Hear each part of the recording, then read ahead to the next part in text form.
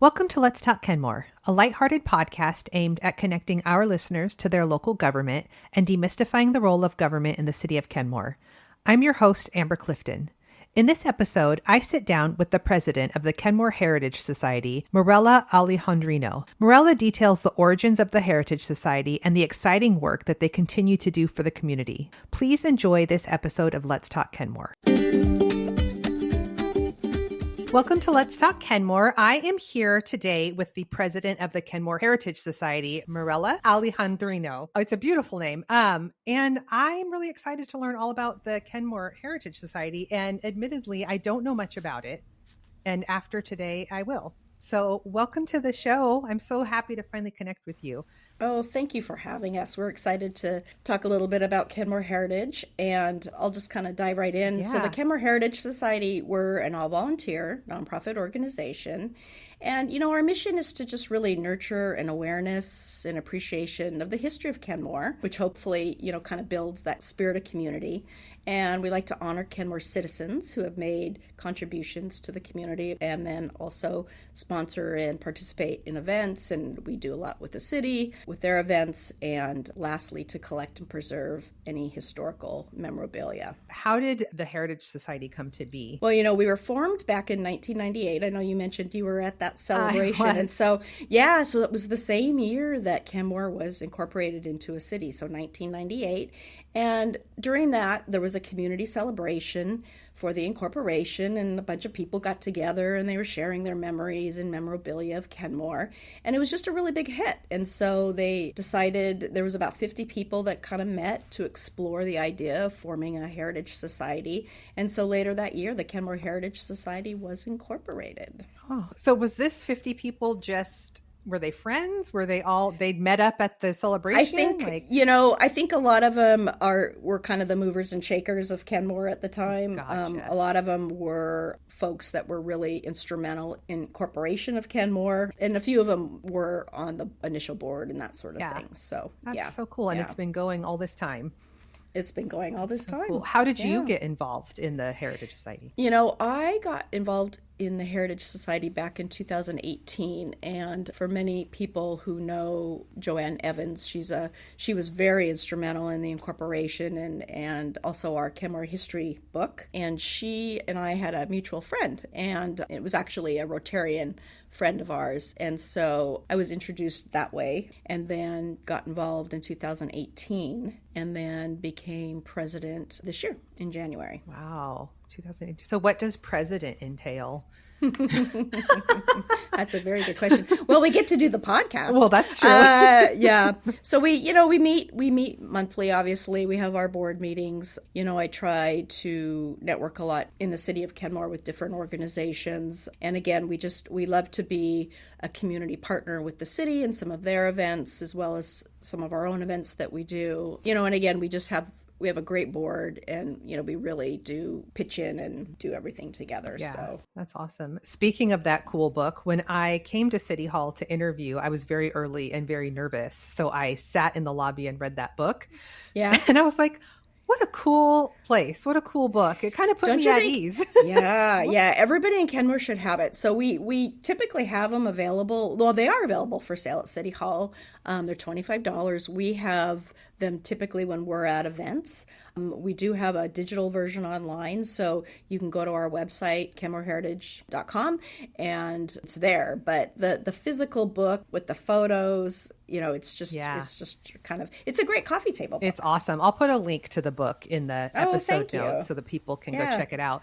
So that'd be great. These historical records, like, where are they coming from? Are people donating them? Like, where are we getting these? We do, in fact, we do have an archive project sort of going on. So we have a store. We don't, we obviously don't have a physical museum. So we have a storage facility that has a lot of items. We do have mostly photos. We have over 1,400 photos. Wow. And so we're trying to archive those it's a software called Past Perfect. It's a museum software. So we're kind of in the process of doing that now. The idea is to be able to have any of our items as well as our photos all digitally archived. And so people could, look it up and that sort of thing. So, someday Obviously, it would be amazing to have a physical space. We do get things donated. I have probably way too many Kenmore Elementary yearbooks from different years, that kind of thing too. Yeah, but and we're also, we've done them in the past, but we haven't done them on a regular basis. But we really would love to try to bring back sort of the pop-up museum where we can bring some of our archives maybe to the hangar so people can look at them, and also maybe bring some of their items as well. We don't necessarily need to keep it, but it'd be nice to photo it and archive it. Right. Again, just to kind of grow that rich history. Yeah. So these photos, that when you guys do scan them, you give them back to whoever, or are they kept, or? Sometimes I'll just get photos in the mail. Oh, that's and so it's cool. Just, it's pretty great. Yeah. So, and a lot of it is digitally. That's how we receive it anyway. So, and sometimes we'll have a photo and we're like, oh, this is so cool, but we don't have the story with it, right? So, it's just kind of putting those pieces of the puzzle together, right? That really sounds fun. And that's fun, actually. Yeah, absolutely. The photo without the story actually sounds really fun. Like, what is this? What year? And exactly. What an exciting task. So obviously you need a lot of volunteers for this. We do. And actually we are always recruiting volunteers and board members, truthfully. And you can learn more about that on our website. We actually put out sort of a job intern post for this archive project that we're working on. One of our board members, Paul Wright, he's sort of the lead on that. And it went out on Kenmore Neighbors and our social media, but I can provide that information as well if somebody's interested in helping with the archive. So if they like the data entry, that would be a really fun opportunity. Yeah, that sounds like a lot of fun, just to kind of get a look at some of this stuff that you guys are getting in. That's really cool. Be the first one on the scene to see it. Absolutely. Absolutely. What are some of the highlights over the years since you've been involved with the Heritage Society? Yeah. Well, one of the things that we do every year, the Heritage Society, is we do what's called the McMaster Awards Ceremony. And the McMaster Awards Ceremony celebrates folks that do good work in the community. And we've been doing that since 2002, so we have a long history with that. And so the award is named after John McMaster, who came to Kenmore to open a shingle mill back in 1901. Wow. And he created housing and services for the mill workers and just really was a kind of a mover and shaker. So Kenmore actually is named after Kenmore, Canada. Oh. There was a Kenmore, Canada, and then McMaster moved to our area and then named Kenmore, Washington. Oh. But going back to the McMaster Awards, and so we celebrate people that have made positive influences in our community, and we also do a youth recipient as well as a business recipient. And so that's a really fun celebration that we do every year. This year we had it at the Kenmore Aqua Club, which was kind of fun. A lot of people hadn't ever been to the Aqua Club, and it's a great space here in Kenmore. And so we honored David Baker. Oh, yeah. Former mayor. And then our youth recipient, her name is Emma Choi, and she just was an amazing student at Inglemoor. And then our business leader was Jason Parker with Copperworks, who does a lot of amazing things with the city. So it's a really fun celebration. Some of the other things that we've done is the new park, Taquadis, which was Squire's Landing. Mm-hmm. We provided the 10 native plant markers for that. Oh, okay. So if you go and I love that park. It's just my favorite. So amazing. It's so Isn't beautiful. it nice? Mm-hmm. Yeah.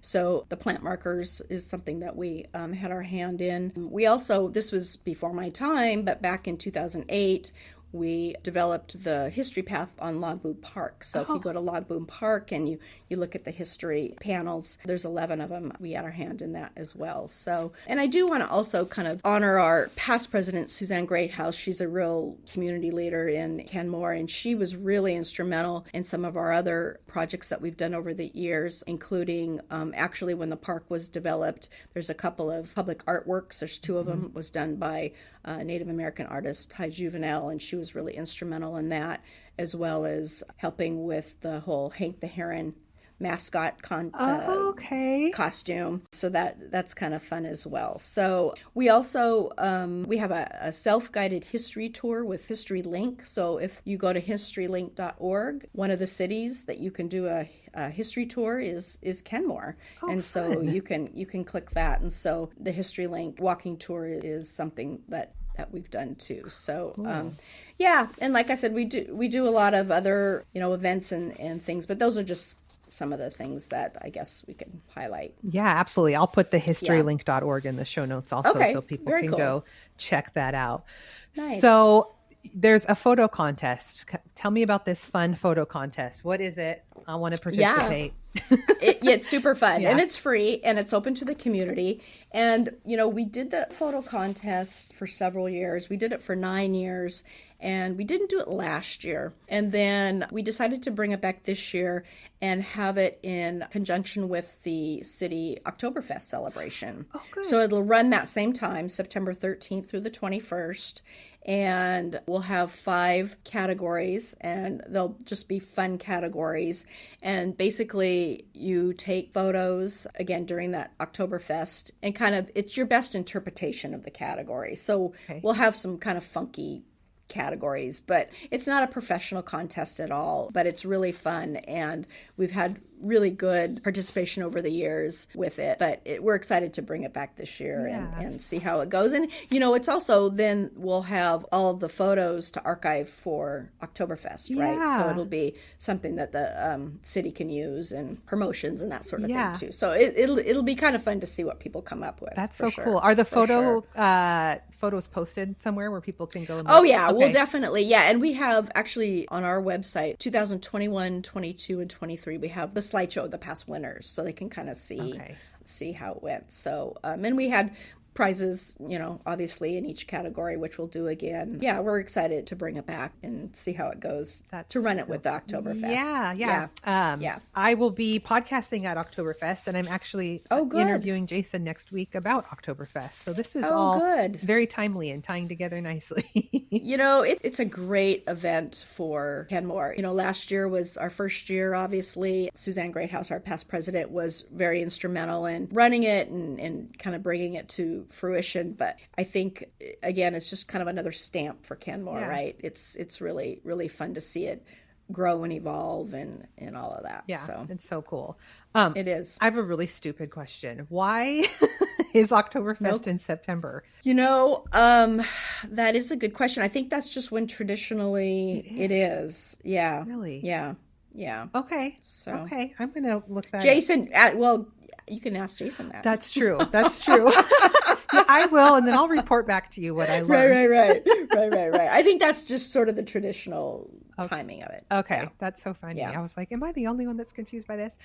Okay, so anything about the 250-year celebration? Well, so next year, obviously, is the 250th anniversary of the Declaration of Independence, and the Kenmore Heritage Society is excited to partner with America 250 to celebrate that somehow. I know the city's involved with that as well. So we're kind of in the early stages of planning that, but look for that next year. Cool. Yeah, absolutely. And the Heritage Society has a newsletter, right? We do. We have a really, really great newsletter. And Emily on our board is the editor, and she does an amazing job. And it's several pages long. And you can sign up on our website to receive the newsletter. We don't spam you. It's just, you just get the newsletter. It's a lot of great information. We try to share it also on Kenmore Neighbors and our Facebook page too. But it's great. We always have a bit of history in obviously the newsletter, as well as just information about what's going on in the community and upcoming events and that sort of thing too. So we have a very proud of our newsletter. It's great. It's a great news, and we have a great open rate, which is it's so fun to get that email after it's sent out, like wow, people are reading this. Yes. Well, and your webpage is really fun. I took a deep dive into the webpage so that I could kind of learn about you guys, and I was going down rabbit holes. I was like, I could spend all day There's here. A lot. It's so fun. It is fun. And we also have some great resources for students on the website. There's actually classes you can download. Yeah, it's a pretty robust website. Very robust. And it's fun having been from this area, and some of those old photos. I'm like, I remember when it looked like that. It's so wild. We need to sit down and interview you. Maybe you can help us with some of the the really old ones. Well, maybe. I don't know.